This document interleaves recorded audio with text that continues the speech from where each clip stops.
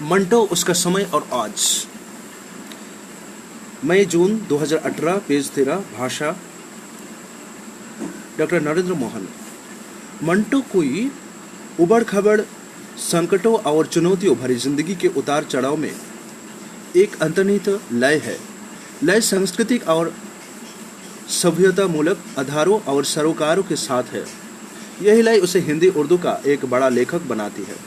इसी की बदौलत वो भारतीय साहित्य का उसी तरह हिस्सा बन चुका है जैसे कबीर, बाबा फरीद, रविंद्रनाथ टैगोर, प्रेमचंद आदि लेखक। इस तरह से देखें तो मंटो का संदर्भ को ग्रहण किए बिना आज़ादी या भारत विभाजन के बाद के सुधार या उधार के साहित्यिक सिलसिले को समझना मुश्किल है।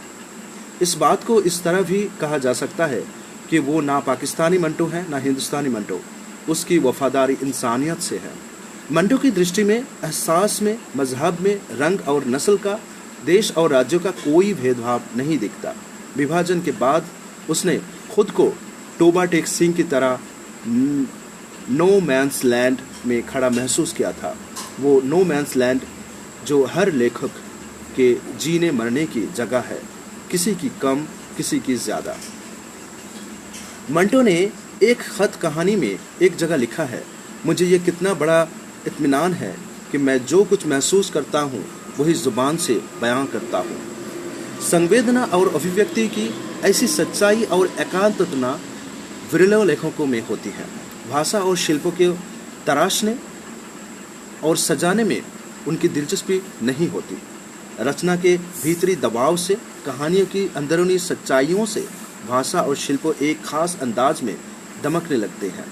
ऐसे लेखक लोंकी पर नहीं चलते, बांधी बंधाई विचार सरणियों का अनुसरण नहीं करते, वे अपने रास्ता खुद बनाते हैं। अपने अनुभवों और विचारों के बल पर वे अनुभव और परिस्थिति को एक दूसरे में डालते हुए